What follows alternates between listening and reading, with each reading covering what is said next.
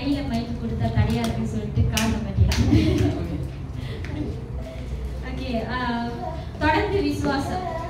Okay, யாரை பத்தி நம்ம படிச்சிட்டோம்? விசுவாசத்தை குறிச்சு ஆபேல் பத்தி படிச்சிட்டோம். அடுத்தது ஏனோக் பத்தி படிச்சிட்டோம். அடுத்தது ஆபிரகாம் பத்தி படிச்சிட்டோம். புதுசா கற்றுக்கொண்டீங்களா? ஒவ்வொருத்தரும் குறிச்சு புதுசா கற்றுக்கொண்டீங்களா? எத்தனை பேருக்கு ஆபேல் தெரியும்? ஆபேல் இப்ப யாருன்னு தெரியும்? ஈனோக்குக்கு நிறைய பேர் தெரியாது.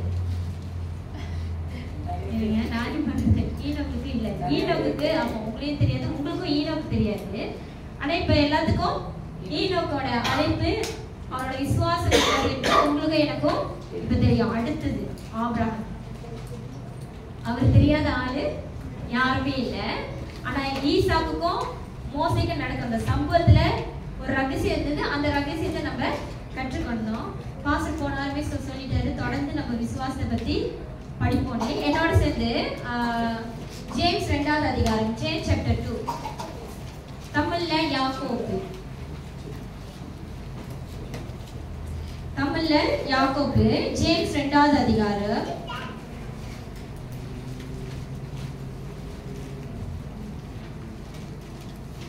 யாக்கோபு 2வது அதிகாரம், ஜேம்ஸ் 2வது அதிகாரம்.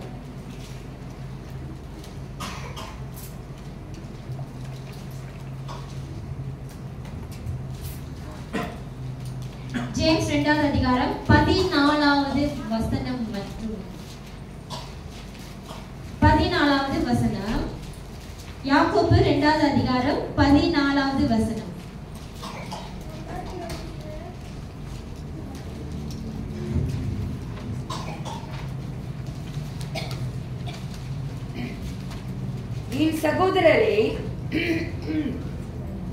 என் சகோதரரே, ஒருவன் தனக்கு விசுவாசம் உண்டு என்று சொல்லியும் கிரியைகள் இல்லாதவனானால் அவனுக்கு பிரயோஜனம் என்ன? அந்த விசுவாசம் அவனை ரட்சிக்குமா?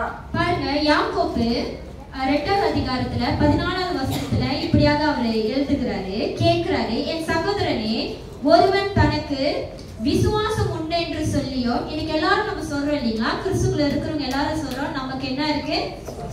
விசுவாசம் இல்லாதவங்க அவங்க கிறிஸ்தவங்களே கிடையாது. ஹல்லேலூயா. விசுவாசம் இல்லாதவங்க கிறிஸ்தவங்களே கிடையாது. ஆனா இன்னைக்கு அநேக கிறிஸ்தவங்க தன்னோட வாயின் அறிக்கையினால நிறைய பேர் நம்ம சொல்றோம் என்னதுன்னு, நம்ம கிறிஸ்துவை விசுவாசிக்கிறோம். என்ன சூழ்நிலை நம்ம கடந்து போனாலும் நம்ம அநேக நேரத்துல நம்ம விசுவாசிச்சு சொல்றது என்னது? நான் விசுவாசிக்கிறேன், நான் கிறிஸ்துவை விசுவாசிக்கிறேன், கிறிஸ்து என்னை கண்டிப்பா இதுல இருந்து விடுவிப்பாரு, கிறிஸ்து என்னை கண்டிப்பா ரட்சிப்பாரு, கிறிஸ்து எனக்கு உதவி செய்வாரு, கிறிஸ்து என்னை கைவிட மாட்டாரு, கிறிஸ்து என்னை வெட்கப்படுத்த மாட்டாருன்னு சொல்லிட்டு நம்ம வாயின் அறிக்கையாக நம்ம நிறைய தடவை நம்ம சொல்றோம். நம்மள்ட்ட மட்டும் சொல்றது இல்ல, எல்லாருக்கிட்டையும் நம்ம சொல்றோம், நான் கிறிஸ்துவை விசுவாசிக்கிறேன்னு. ஆனா என் சகோதரனே, ஒருவன் தனக்கு விசுவாசம் உண்டு என்று சொல்லியோ கிரியைகள் இல்லாதவனானால் அவனுக்கு பிரயோஜனம் என்ன? இன்னைக்கு நம்ம வாயின் வார்த்தையினால நம்ம அறிக்கை விடுறோம், நான் விசுவாசமா இருக்கேன், நான் பிதாவை நம்புறேன், நான் இயேசு கிறிஸ்துவை நம்புறேன், நான் பரிசுத்த ஆவியை நம்புறேன், அவர் என்னோட கூட இருக்கிறாருன்னு நான் நம்புறேன். ஆனா நீங்க சொல்லியும் ஆனா அதுல கிரியைகள் இல்லைன்னா அதுல பிரயோஜனம் என்ன இருக்கு? நீங்க விசுவாசிக்கிறீங்க என்று நான் எப்படி கண்டுகொள்றது? உங்க வாயின் வார்த்தையை வைத்து நான் எப்படி கண்டுகொள்றது? யாருக்குமா பேசலாம், நீங்க பேசுறது நானும் பேசலாம். நீங்க பேசுறது தேவன் அறியாதவனும் பேசுவாங்க. ஏன்னா அவங்களும் அதுதானே சொல்றாங்க.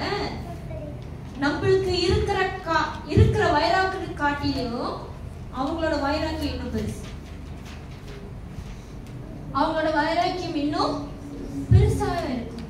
ஏன்னா நம்ம அதுல தான் வாழ்ந்து வந்தோம். நம்மளுக்கே தெரியும், நம்ம தேவனை ஏற்றுக்கொள்வதற்கு முன்பாக நம்ம எப்படிப்பட்ட வைராக்கியம் உள்ளவர்களாக இருந்தோம், அந்த தெய்வத்துக்கு நம்ம எப்படி உண்மையாக இருந்தோம், எப்படி இருந்தோம் உங்களுக்கே தெரியும். கொடுக்கறதுலயும் வாங்குறதுலயும் சரி. ஹல்லேலூயா. ஆனா அதனால இன்னைக்கு யாக்கோபு கேக்குறாரு, உங்களுக்கு தனக்கு விசுவாசம் உண்டு என்று சொல்லியும் கிரியை இல்லாதவன் அவனுக்கு பிரயோஜனம் என்ன? நீங்க வாயின் வார்த்தைனால் சொல்றீங்க, ஆனா உங்க கிரிகையில அந்த விசுவாசம் வெளிப்படலையே, அந்த விசுவாசம் காணப்படலையே. அது தேவனும் பார்க்க முடியல, உங்க சுத்தி இருக்கிற மனுஷனாலையும் அது கண்டுகொள்ள முடியலையே. அப்ப பிரயோஜனம் என்ன? நீங்க சொல்றீங்க அதுக்கேத்த கிரியைகள் உங்க மத்தியில இல்லையே.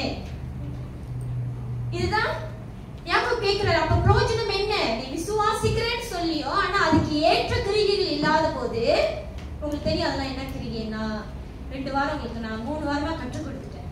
சரிங்களா? நீங்க ஆபேலோட விசுவாசம் அவன் எப்படிப்பட்ட கிரியைகளை அவன் வெளிப்படுத்த முடிஞ்சது? மேன்மையான பலிகளை தேவனுக்கு செலுத்த முடிஞ்சது. ஈனோக்கு தேவனை விசுவாசத்தினால அவன் எப்படிப்பட்ட கிரியைகள்னால அவன் நடத்தப்பட்டான்? சஞ்சரிக்க. அப்படின்னா he walked with God. அவன் தேவனோட நடந்தான். அது மட்டும் இல்ல, ஆபிரகாம் தேவனே ஈசாக்க பலி குடுன்னு சொன்னபோது அவர் என்ன விசுவாசத்துல கடந்து போனாரு?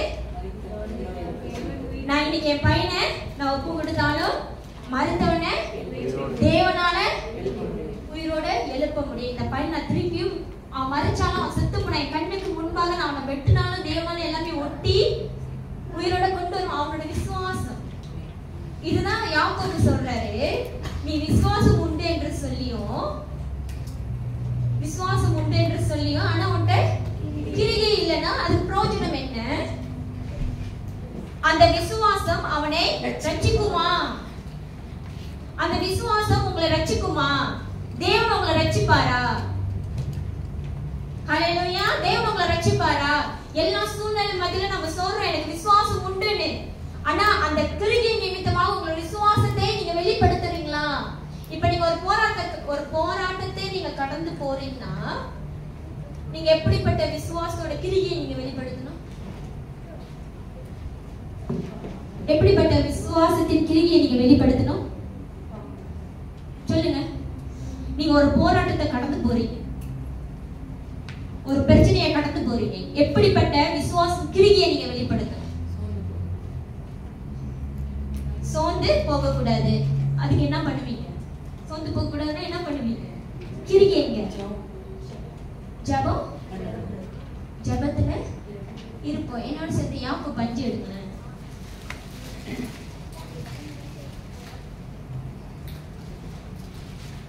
5:13 படிங்க. உங்களில் ஒருவன் துன்பப்பட்டால் ஜெபம் பண்ண கடவை. என்னது? ஜெபம் பண்ண கடவை. மறுபடியும் சொல்லுங்க. ஜெபம் பண்ண. உங்களில் ஒருவன் துன்பப்பட்டால் நம்ம என்ன பண்றோம்? இப்ப நம்ம ஒரு போராட்டத்தை கடந்து போறோம், ஒரு வேதனை கடந்து போறோம். இது உள்ளவர்களாக நம்ம இருந்தோம்னா நம்ம என்ன பண்ணுவோம்? ஃபர்ஸ்ட் போன் எங்க தேடுவோம். போனை தேடி யாருக்கு கால் பண்ணுமோ அவங்க கால் பண்ணி நம்ம புலங்குவோம். அடுத்தது ஒரு போராட்டத்தை நம்ம கடந்து போறோம்னா நம்ம குற்றவாளியா இல்ல நல்லவர்களா கெட்டவங்களா இருக்குமோ இல்லையோ அது வேற பட்சம். ஆனா இன்னொருத்தங்க கால் பண்ணி இன்னொருத்தனை நம்ம என்ன மாத்திடுவோம்? கெட்டவனா மாத்திடுவோம். நான் சொல்றது உங்களுக்கு விளங்குதா? இன்னொருத்தர் நம்ம என்னவா மாறிடுவோம்? கெட்டவனா மாறிடுவோம். அடுத்தது ஒரு போராட்டம் ஒரு பிரச்சனை கடந்து போறோம்னா என்ன பண்ணுவோம்? என்ன பண்ணுவீங்க? நம்மளுக்குன்னு ஒரு அறை இருக்கு, அப்படின்னா ஒரு ரூம் இருக்கு இல்லையா? அந்த ரூமுக்குன்னு ஒரு கதவு இருக்கும். தாப்பால் போட்டுட்டு என்ன பண்ணுவோம்? அது மெத்தையில படுத்துக்கிட்டு அழுவோம், இல்லைன்னா கண்ணாடி முன்னாடி நின்றுக்கிட்டு ஏசிக்கிட்டே அழுவோம். இது மாமிச பிரகாரமான கிரியை. ஆனா விசுவாசத்துல உள்ளவங்க வீட்டு என்ன சொல்லுது? ஜெபம் பண்ணுவாங்க. முதலாவது யாரோட சமூகத்தை அவங்க தேடுவாங்க? தேவனோட சமூகத்தை தேடுவாங்க. தேவனோட பிரசன்ஸ் அவங்க எதிர்பார்ப்பாங்க. ஏன்னா அங்க கிடைக்கிற சமாதானம், அங்க கிடைக்கிற நிம்மதி வேற எந்த ஒரு மனுஷனுக்கிட்டையும் கிடைக்காது. ஹல்லேலூயா. எத்தனை பேர் இந்த வசனம் இன்னைக்கு தான் தெரியும்? யாக்கோபு 5:13. துன்பப்பட்டீங்கன்னா என்ன பண்ணணும்? ஜெபம் பண்ணணும். உங்களுக்கு ஒன்று சொல்லட்டுங்களா? நம்ம ஒரு வேதனை கடந்து போறோம், ஒரு பிரச்சனை கடந்து போறோம், ஒரு கவலைக்குள்ள நம்ம கடந்து போறோம்னா கடந்து போறவங்க எப்போதும் பேபியா மாறிடுவாங்க. என்னவா மாறிடுவாங்க? பேபிக்கு என்ன தெரியாது? ஒண்ணு தெரியாது. இன்னும் கொஞ்சம் பெருசா கொஞ்சம் இன்னொன்னு எதிர்பார்க்க. பேபிக்கு என்ன தெரியாது? சொல்லுங்க. என்ன தெரியாது? பேபிக்கு என்ன தெரியாது? நல்லது கெட்டது தெரியாது. நீங்க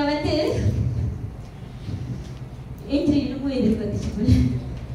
ஒரு குழந்தைக்கு நல்லது கேட்டது தெரியாது. நீங்க ஒரு சோகத்துக்குள்ள, ஒரு பிரச்சனைக்குள்ள, ஒரு வேதனைக்குள்ள நீங்க கடந்து பண்ணீங்கன்னா நம்ம எல்லாமே குழந்தையா மாறிடும். அந்த நேரத்துல யார் நம்மளுக்கு என்ன ஒரு ஆறுதல் கொடுத்தாலும் சரி, என்ன ஒரு உதவி கரம் கொடுத்தாலும் சரி, நம்ம ஆராய்ந்து பார்க்காம என்ன பண்றோம்? என்ன பண்றீங்க? நம்பிடுவீங்க. என்ன பண்றீங்க? நம்பிடுவீங்க. ஏன்னா நம்ம குழந்தையா இருக்கிற பாருங்க, நம்மளுக்கு எல்லாமே அந்த நேரத்துல அவங்க அக்காவா வந்தா நீங்க என்னவா மாறிடுவீங்க? தங்கச்சியா மாறிடுவீங்க. நான் சொல்றது விளங்குதுங்களா? ஒரு அண்ணா வந்தா நீங்க என்னவா மாறிடுவீங்க? ஒன்னு அக்காவா மாறிடுவீங்க, இல்லைன்னா தங்கச்சியா. ஒரு அப்பா வந்தா நீங்க நம்ம ஆராய்ந்து பார்க்க மாட்டோம். அவங்க சொல்றது நல்லதா கெட்டதா. ஏன்னா அந்த இடத்துல உங்களுக்கு என்ன வேணும்? அந்த சூழ்நிலைக்கு ஏத்த காரியத்தை அவங்க கொடுக்கும் போதே நீங்க என்னவா ஆயிருவீங்க? வஞ்சிக்கப்படுறீங்க. அல்லேலூயா. நீங்க வஞ்சிக்கப்படுறீங்க. இன்னைக்கு அநேக பேர் இப்படிதான் மாட்டிட்டு. இன்னைக்கு அநேக பேர் இப்படிதான் மாட்டிட்டு இருக்கோம். அவங்க கொஞ்சம் ஆறுதலான வார்த்தை பேசினாலே போதும், அடுத்தது உங்கள்கிட்ட இருக்குது எல்லாமே வெளியாயிடும். பிசாசு இப்படிதான் உங்களை வஞ்சிப்பான். பிசாசு இப்படிதான் உங்களை ஏமாத்துவான். ஏன்னா உங்களோட பலவீனம் என்னதுன்னு உங்களுக்கு தெரிந்து காட்டிலும் அவனுக்கு தெரியும். ஆமென்.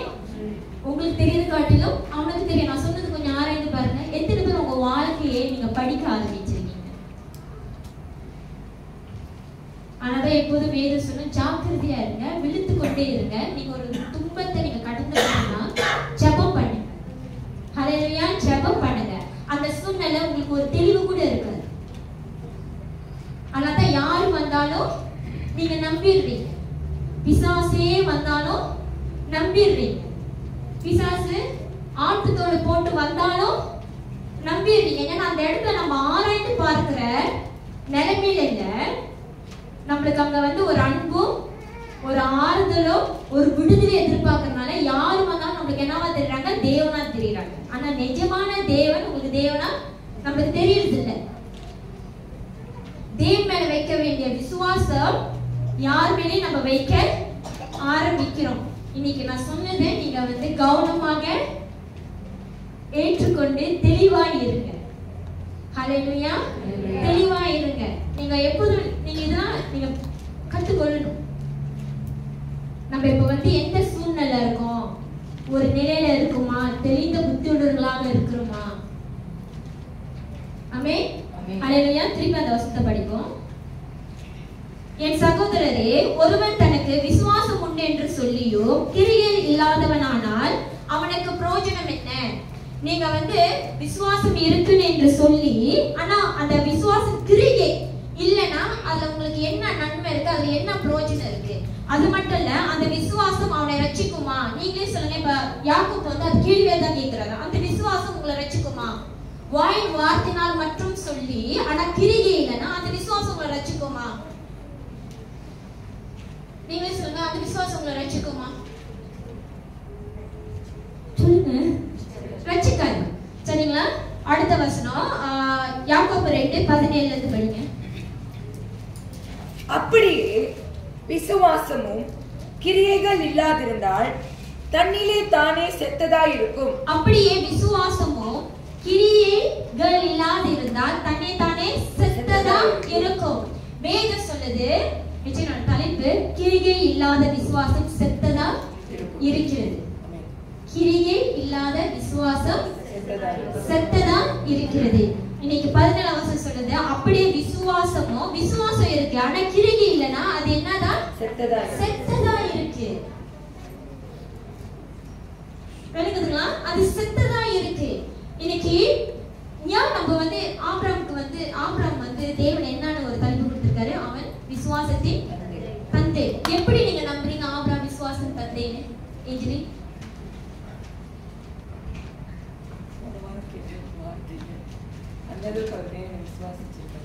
இதுக்கு முன்ன எப்படி நம்புனீங்க?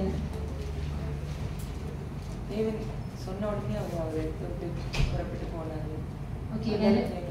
வேற நீங்க எப்படி சிஸ்டர் நம்புனீங்க ஆபிரகாம் விசுவாசம் தகப்பன்னு?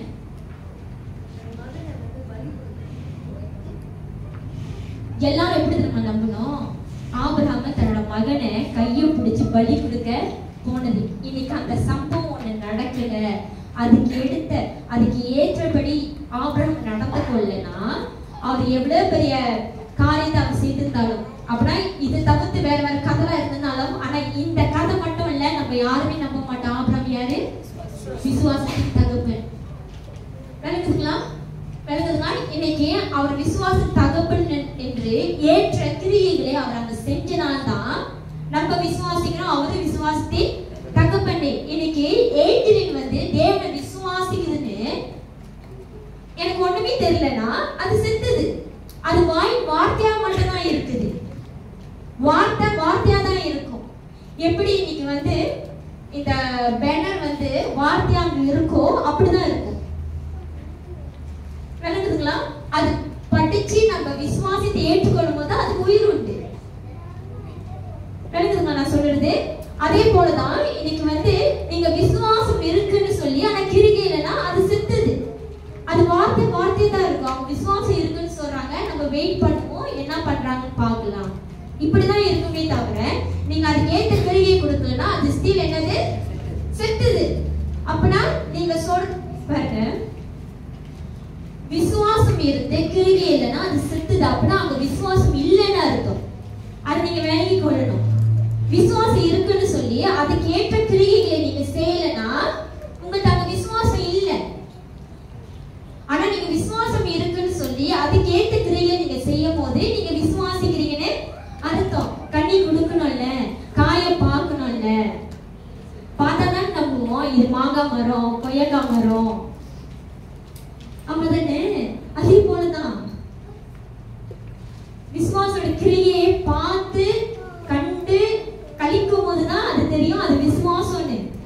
ஹல்லேலூயா. தொடர்ந்து படிங்க. ஒருவன் உனக்கு விசுவாசம் உண்டு, எனக்கு கிரியைகள் உண்டு. கிரியைகள் இல்லாமல் உன் விசுவாசத்தை எனக்கு காண்பி, நான் என் விசுவாசத்தை என் கிரியைகளினாலே உனக்கு காண்பிப்பேன் என்பானே. பாருங்க, இன்னைக்கு நீங்க தெளிவா அடைஞ்சிருக்கணும். இப்போ ஒருவன் உங்ககிட்ட கேக்குறான், நீ விசுவாசமா இருக்குன்னு சொல்றிய, உன் விசுவாசத்தை காண்பி. எப்படி நீங்க காண்பிப்பீங்க உங்க விசுவாசத்தை? நம்ம ஒரு கதையை வச்சிருப்போம். எப்படி ஆவியானவர் காற்றை போல வராரோ, எப்படி நம்மளால பார்க்க முடியாது, எப்படி நம்ம உணர்றோமோ அந்த மாதிரிதான் விசுவாசம் சொல்லி நம்ம என்ன ஒரு கதையை வச்சிருப்போம். ஆனா அந்த விசுவாசத்தை தேவன் கேட்கல. ஹல்லேலூயா. இப்ப ஒருவன் உங்ககிட்ட கேட்கறான், நீ தேவனை விசுவாசின்னு சொல்றியே, அந்த விசுவாசத்தை காண்பின்னு சொல்றான். எப்படி நீங்க காண்பிப்பீங்க? அது மட்டும் இல்ல, அவன் என்னமா சொல்றான், என்கிட்ட விசுவாசத்துக்கு ஏற்ற கிரியைகளும் இருக்கு, என்னோட விசுவாசத்தை நான் கிரியை நிமித்தமாக காண்பிக்கிறேன். இன்னைக்கு உங்க பாஸ்டர நீங்க என்ன நம்புறீங்க? அவர் தேவனை விசுவாசிக்கிறாரு. என்ன பார்த்து நம்புங்க? சொல்லுங்க சிஸ்டர். அத என்ன கிரியை பார்த்து நம்புறீங்க? இப்பதானே சொன்னேன், விசுவாசம் இல்ல, கிரியை இல்லாத விசுவாசம் செத்தது. இன்னைக்கு உங்க பாஸ்டர் நீங்க நம்புறீங்க தானே? அவர்கிட்ட விசுவாசம் இருக்குன்னா அந்த விசுவாசம் இன்னைக்கு எல்லா விசுவாசிக்கு மேலேயும் இருக்கு. அதையும் நான் விசுவாசிக்கிறேன். அந்த விசுவாசம் அப்படியே பற்றி கொண்டு எல்லா விசுவாசியும் அவர்கிட்ட இருக்கிற விசுவாசம் போல இருந்ததை நான் பாக்குறேன். நீங்க எப்படி நம்புறீங்க? சொல்லுங்க சிஸ்டர். தேவனுக்குள்ள இருக்கிற அந்த வைராக்கியத்துல அவர் என்ன சிஸ்டர் செஞ்சாரு? தேவனுடைய வார்த்தையை உள்ளதாக அவர் சொல்றாரு. அப்ப நீங்க கம்பேர் பண்ணி பாக்குறீங்க. அடுத்தது என்ன அறிக்கை செய்யறாரு? என்ன விசுவாச அறிக்கை செஞ்சாரு?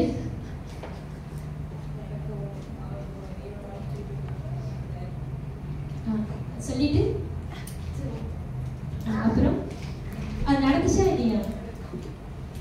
விசுவாசிக்கணும். உறுதியான ஒரு விசுவாசம் இருக்கணும்.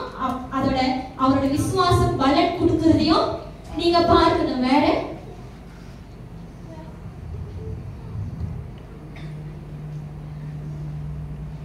போதவர் இப்படிதான் புரிஞ்சு வச்சிருக்கீங்களா?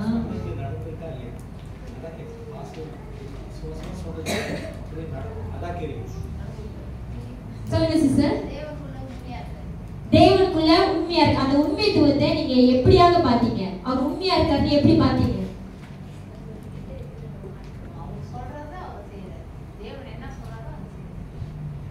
வேதத்துல ஒரு வார்த்தை இருக்கு, சொல்ற பிரகாரமா இருக்கிறவங்க அவர் எப்படி வரும்,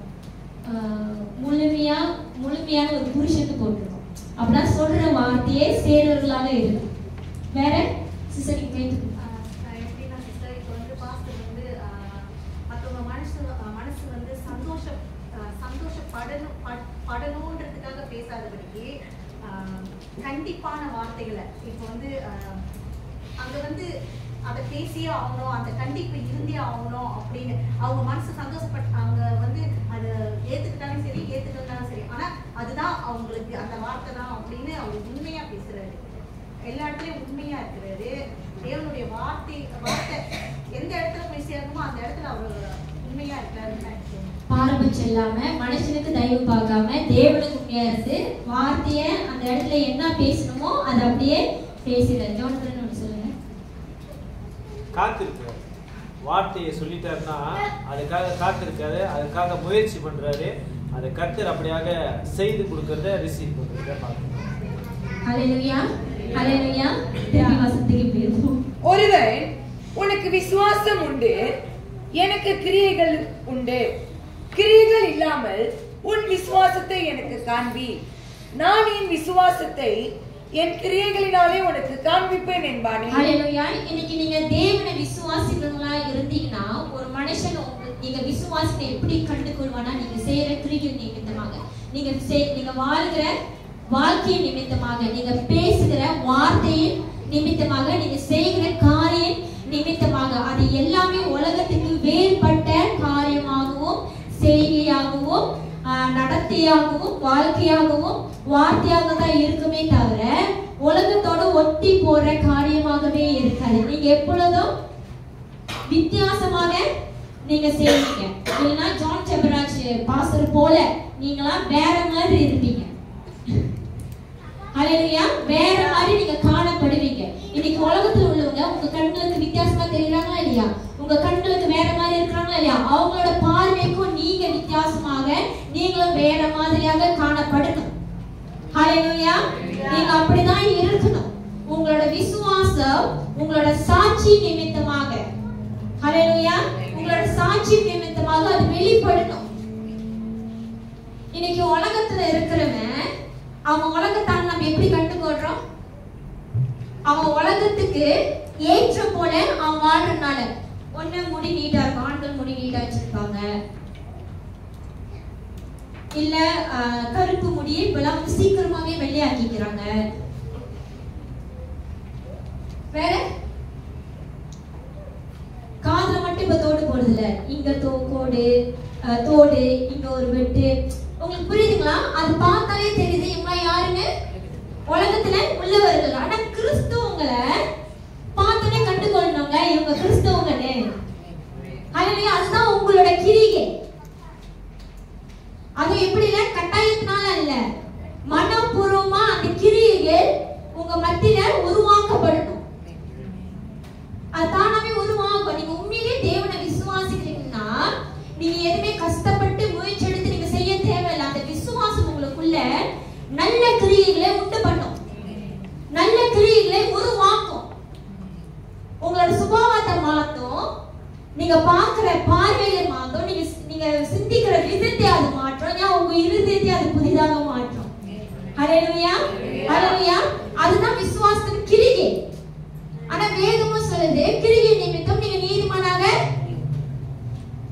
மாறவே முடியாது. அதுதான் இஸ்ரவேல் ஜனங்க முயற்சி எடுத்தாங்க. குழம்பாதீங்க, நான் தெளிவா பேசுறேன். இஸ்ரவேல் ஜனங்க அதுதான் முயற்சி எடுத்தாங்க. தேவன் 10 கட்டளை கொடுத்துட்டாரு, 630 ரூல்ஸ் அண்ட் ரெகுலேஷன் இருக்கு, இது நம்ம இப்படி கடைபிடிச்சாதான் தேவனுக்கு பிரியமா வாழ முடியும்னு அவங்க கஷ்டப்பட்டு முயற்சி எடுத்தாங்க. அப்பயும் நிறைய தவறுகள் செஞ்சாங்க. ஆனா தேவன் சொல்ற நீ என்னை விசுவாசிச்சாலே போதும்.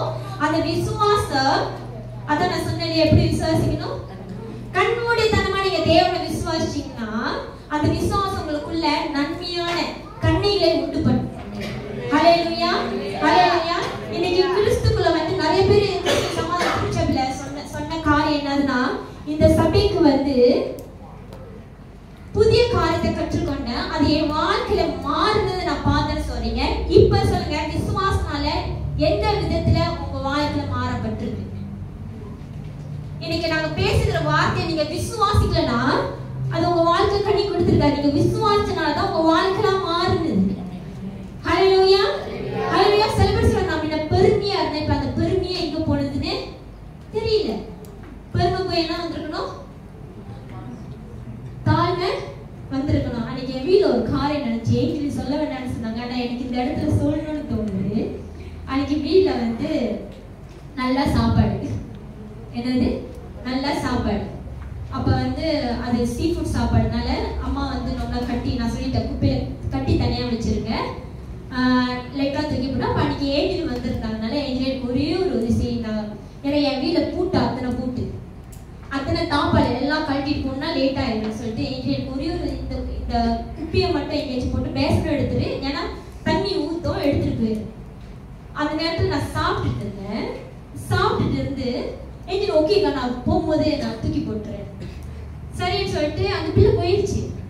சரி கரெக்டான குப்பியை நான் சொன்ன பேசணும்னு அப்படியே அந்த அப்படியே தூக்கிட்டு போயிட்டு வாங்க, அப்படியே தூக்கிட்டு போயிருங்கன்னு சொல்லிட்டேன். அப்ப அந்த பிள்ளை போனே வரல. சரி பின்னாடி பாப்போன்னு பார்த்தா என் வீட்டுல பெரிய கருப்பு தொட்டி இருக்கு, இப்ப அதை தூக்கிட்டு இருக்கு. என்ன ஏஞ்சல் பண்றேன்னு கேட்டேன். இல்லக்கா நீங்க தான் தூக்கிட்டு போக சொன்னீங்கன்னு.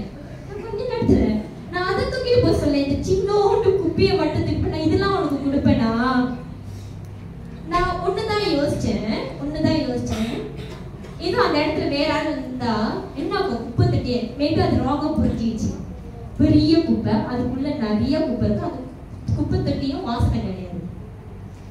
புரியுதுங்களா? குப்பை தட்டியும் வாசனை கிடையாது. அந்த பிள்ளை முடியாதுன்னு சொல்லல, வாட்டர் அடிக்குதுன்னு சொல்லல, குப்பையா இருக்குன்னு சொல்லல, புது காடிக்கான்னு சொல்ல, அது தூக்குது. இது பழைய ஏஞ்சல்னா இருந்தா அதெல்லாம் அவங்க தொட மாட்டாங்க. அதுக்குள்ள எவ்வளவு பெரிய மாற்றம். அது என்ன ஒரு இது நானும் அந்த தவிர சொல்லியிருப்பேன். இல்ல என்ன குப்பை தொட்டிலாம் நான் ஏத்த முடியாது, அந்த பெரிய குப்பையை நான் எப்படி காலில் ஏற்றலாம். ஆனா அந்த பிள்ளை அது கூட சொல்லல. அப்பதான் யோசிச்சேன், நம்ம சொன்ன வார்த்தைக்கு அந்த பிள்ளை அப்படியாக கீழ்படிதா? அது தவறு, அது சுத்தம் இல்ல, ஆனா அது எடுத்துட்டு போக அது ரெடியா இருக்கா? மறு வார்த்தையை பேசுறேன்னா அங்க நான் அதோட பணிவா அதோட தாழ்மையை தான் நான் பார்த்தேன். ஹல்லேலூயா. இன்னைக்கு அது கிறிஸ்துக்குள்ள உருவாக்கப்படல, விசுவாசத்துல நினைக்கலன்னா அது இந்த மாதிரி என்கிட்ட தாழ்மையா அது போயிருக்காது. அது ஸ்டில் என்னை விசுவாசிக்குது. அக்கா வந்து கரெக்டா பேசுவாங்க, அக்கா கரெக்டா சொல்லுவாங்க, அக்கா எல்லாமே கரெக்டா தான் இருக்கும் அப்படின்னு நம்பி அது போகுது. நான் என்ன சொல்ல வரேன்னு புரியுதா? அந்த விசுவாசம் உங்களை இப்படியாக மாற்றணும். ஹல்லேலூயா. நெகட்டிவா சிந்திக்கிற நீங்க விசுவாசனால உங்களோட சிந்தை புதுப்பிக்கப்பட்டிருக்கணும். கெட்டதா யோசிச்சுட்டு இருந்தீங்க, இப்ப எல்லாமே நீங்க நல்லதாவே யோசிக்காது. கெட்டதுக்குன்னு இருந்தாலும் நீங்க நல்லதா யோசிக்கணும். ஆமென். ஹல்லேலூயா. இருக்கீங்களா என்னோட? திருப்பி படிக்க. ஒருவனுக்கு விசுவாசம் உண்டு, எனக்கு கிரிகள் உண்டு. கிரிகள் இல்லாமல் உன் விசுவாசத்தை எனக்கு காண்பி, நான் என் விசுவாசத்தை என் கிரியைகளினாலே உனக்கு காண்பிப்பேன் என்பானே. தேவன் ஒருவர் உண்டென்று விசுவாசிக்கிறாய், அப்படி செய்கிறது நல்லதுதான். பிசாசுகளும் விசுவாசித்து நடுங்குகின்றன. ஹல்லேலூயா. எனக்கு இந்த வார்த்தை ரொம்ப பிடிச்சிருந்தது. இன்னைக்கு எல்லாரும் சொல்றோம் தேவன் ஒன்று என்று. அம்மா தானே எத்தனை பேர் சொல்றீங்க நம்மளுக்கு தேவன் இருக்கிறாருன்னு?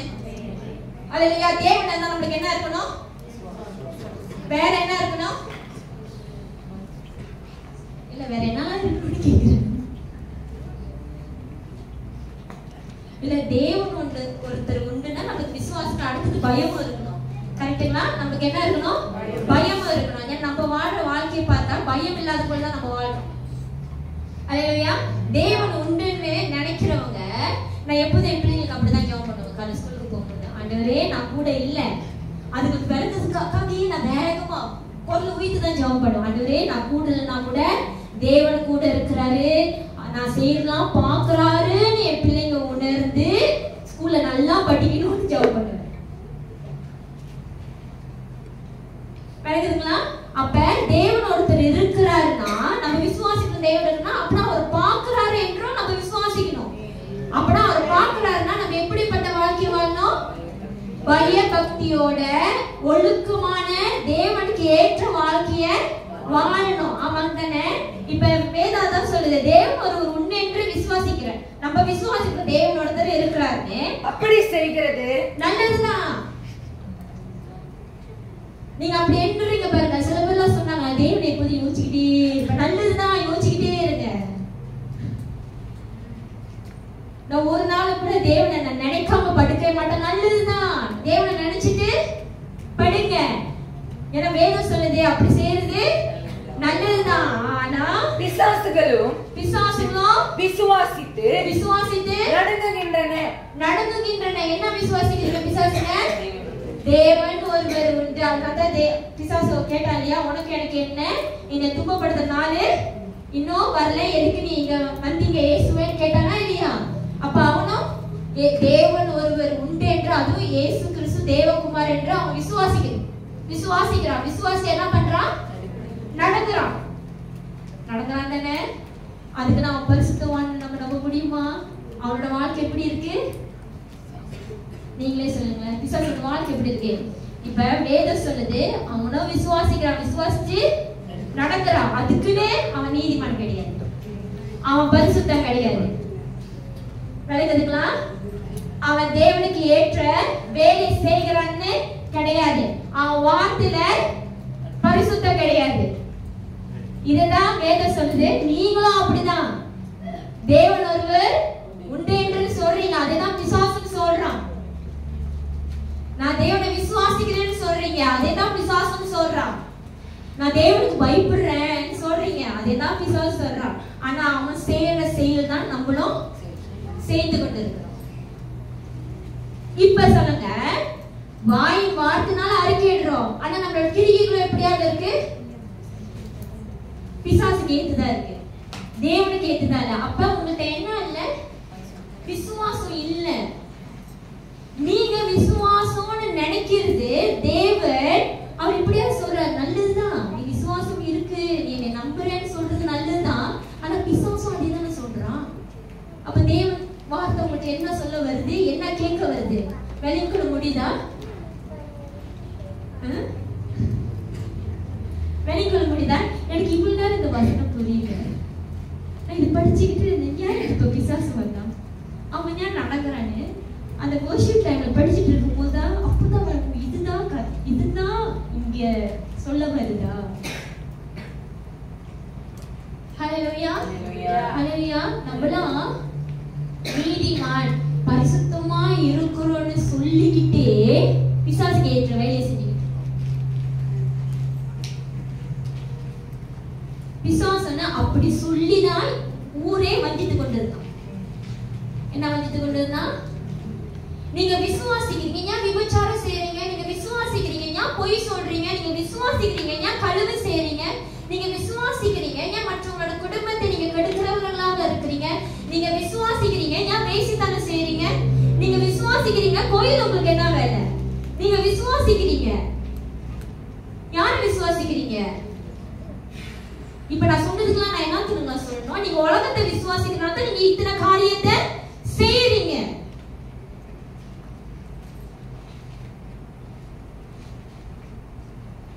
ஒரு அச்சம் இல்ல, ஒரு பயம் இல்ல.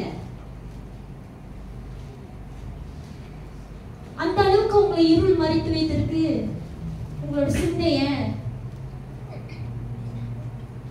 நான் சொல்றது உங்களுக்கு விளங்குதா? நீங்க ஒண்ணுமே தெரியல, உங்களுக்கு புரியலன்னா அந்த அளவுக்கு சிந்தைய பிசாசு உங்களோட சிந்தை இருள்னால அடிச்சு வச்சிருக்கான். காது திறக்கப்படணுங்க, சத்தியம் விளங்கப்படணும், அப்ப நீங்க விடுதலை ஆகுவீங்க. அதுக்காக தான் நானும் பாசம் கத்தி கத்தி கத்தி கத்தி பிரசங்கம் பண்றோம். ஹல்லேலூயா. ஏன்னா அப்பதான் நம்மளுக்குள்ள இருக்கிற பலவீனங்கள், நம்மளுக்குள்ள இருக்கிற பிசாசு கிரியைகள் இந்த கத்தர் மூலமாச்சும் அதிர்ச்சி வெளியாகணும். ஆமென். ஹல்லேலூயா. நீங்க யாக்கோபு தொடர்ந்து படிச்சீங்கன்னா இப்படிப்பட்ட காரியங்கள் பரத்துல இருந்து உண்டாகலையா? அந்த வசனம்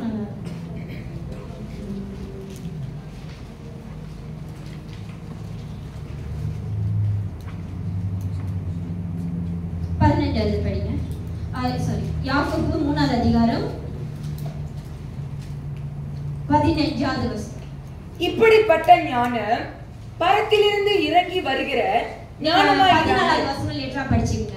இப்படிப்பட்ட ஞானம் பரத்திலிருந்து இறங்கி வருகிற ஞானமாய் இராமல். இது வந்து நீங்க நினைக்காதீங்க கோபம் புறம் பேசுறது, தவறா எண்ணுகிறது, இச்சிக்கிறது, பொருளா இருந்தாலும் சரி மனுஷனா இருந்தாலும் சரி இச்சிக்கிறது எல்லாம் வந்து எங்க இருந்து வரல? பரத்துல இருந்து வராம பரத்திலிருந்து இறங்கி வருகிற ஞானமாயிராமல் லௌகீக சம்பந்தமானதும். என்னது? உலகத்தை சம்பந்தமான காரியம் இது அனைத்தையும். அப்ப நம்ம எங்க இருந்து இது கத்துட்டு வந்திருக்கோம்? எங்க இருந்து கத்துட்டு வந்திருக்கீங்க? உலகத்துல இருந்து நம்ம கத்துட்டு வந்திருக்கோம். அடுத்தது ஜென்ம சுபாவத்துக்குரியதும். அடுத்தது என்னது? உங்களுக்குள்ள ஏற்கனவே இருந்த ஒரு காரியம். அடுத்தது ஒன்னால இருக்கும். பேய்த்தனத்துக்கு அடுத்ததுமாய் இருக்கிறது. அப்படி இருக்கிறது என்னது? பேய்த்தனத்துக்கு குறியது. எதுக்குரியது? பேய்த்தனத்துக்குரியது. எதெல்லாம் வேதத்துல நீங்க உங்களே ஆராய்ந்து பாருங்க. உங்களுக்குள்ள இருக்கிற காரியம்லாம் உண்மையில பரத்துல இருந்து வந்ததா? அந்த ஞானத்தை தேவன் கொடுப்பாரு விளங்க செய்ய. உண்மையில தேவன் இருந்து வந்ததா இல்ல உலக சம்பந்தப்பட்டதா இல்ல என்னோட சுபாவமா இல்ல பேய்த்தனத்துக்குரியதா? எல்லாம் ஒண்ணுதான். என்ன கேட்டீங்கன்னா எல்லாம் ஒண்ணுதான்.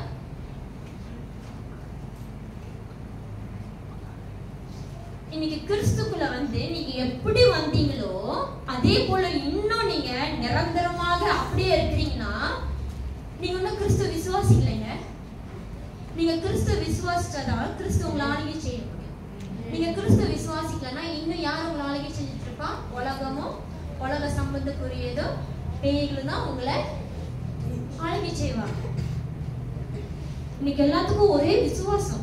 கிறிஸ்துவை ஏற்றுக்கொண்ட ஞானஸ்தான ஏற்றுக்கொண்ட பரிசுத்த ஆவியானோட ஏற்றுக்கொண்டுட்டு என்னால அந்நிய பாஷை பேசும்பொழுது எனக்கு பரலோகம் நிச்சயம். ஆனா பரலோகத்துக்கு ஏற்ற வாழ்க்கையை நீங்க வாழ்றீங்களா? நீங்க நானும் வாழ்றோமா? பரலோகம் தேவன் தங்குற இடம். தேவன் தங்குற இடத்துல நம்ம இப்படிப்பட்ட காரியத்தை வைத்துக் கொண்டிருந்தா எப்படி நம்ம அங்க வாசம் செய்ய முடியும்? எப்படி நம்ம வாசம் செய்ய முடியும்? இன்னைக்கு நம்ம வீட்லயே யாரு சேர்க்கணும் சேர்க்க கூடாதுன்னு நம்மளுக்கு ஒரு எண்ணம் இருக்குதானே? இவங்கெல்லாம் வந்தா வீடு கெட்டு போயிடும், என் பையன் கெட்டு போயிடுவான், சேர்க்க வேண்டாம். ஆமாதானே சிஸ்டர்? ஏன் நம்ம பிள்ளைங்களோட ஃப்ரெண்டையே நம்ம எண்ணுகிறோம், இது கூடலாம் பழகாத. ஏன்? என்ன பயம்?